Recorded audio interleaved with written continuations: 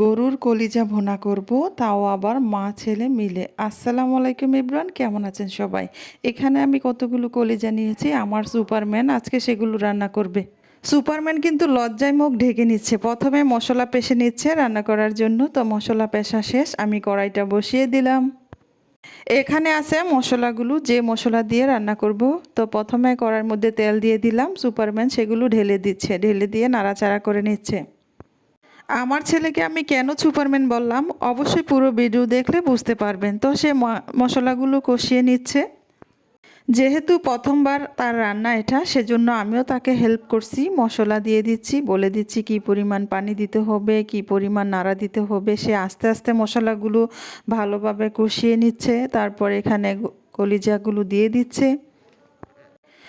গরুর কলিজা রান্নার সময় একটা জিনিস খেয়াল রাখতে হবে, এখানে কিন্তু ঝালটা একটু বেশি পরিমাণে দিতে হবে, তাহলে কিন্তু কলিজাটা খেতে দারুণ লাগবে। তো এখানে কলিজা দেওয়া শেষ, সে আস্তে আস্তে নাড়াচাড়া করে নিচ্ছে যাতে করে মশলা ভালোভাবে কলিজার ভিতরে প্রবেশ করে। রান্না বান্নার কাজে শুধু মেয়েরাই মাকে হেল্প করবে তা নয়, ছেলেরাও করতে পারে যদি ইচ্ছা থাকে। আজকে তার পরীক্ষা ছিল, দুপুর 1টা থেকে 4টা পর্যন্ত পরীক্ষা দিয়েছে। এখন বাড়িতে এসে দেখে রান্না করা তরকারি তার পছন্দ না, সেজন্য সে নিজেই বলতেছে আম্মু আজকে ভালো কিছু রান্না করে দাও। আমি তাকে শর্ত দিলাম ভালো কিছু রান্না করব যদি তুমি আমার সাথে সাহায্য করো। তো সে আমার সাথে সাহায্য করতেছে, অর্থাৎ আমি যেভাবে বলতেছি সে ঠিক সেভাবে সে রান্না করতেছে। যদিও এটা তার প্রথমবারের মতো রান্না, কিন্তু দেখে মনে হচ্ছে সে আরও কতবার মনে হয় রান্না করেছে। তার নাড়াচাড়া সব কিছুই ঠিকঠাক। এখানে কিন্তু খুদে ভাত বসিয়ে দিয়েছি, দেখতে অনেকটা পোলাওর মতো। খুদে ভাতটা খেতে সে অনেক বেশি পছন্দ করে। খুদে ভাত আর গরুর কলিজা খেতে কিন্তু দারুণ লাগবে।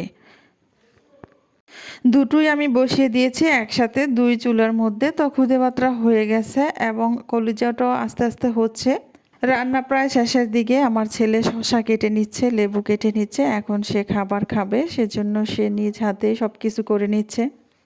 এই জন্যই তাকে আমি সুপারম্যান বলি, সে কিন্তু সবই কাজ করতে পারে মার সাথে সাথে।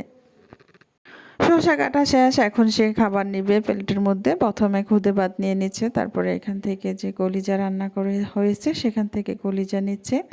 তারপর সে খাবারগুলো খাওয়ার জন্য টেবিলে নিয়ে যাচ্ছে। সব কিছু দিয়ে সে কিন্তু একাই সব করতে পারে, আমি শুধু পাশে ছিলাম, দেখিয়ে দিয়েছিলাম যে কিভাবে কি করতে হবে। তো এই দেখুন আজকে তার বিকেলের খাবার। আলহামদুলিল্লাহ খুবই সুন্দর হয়েছে।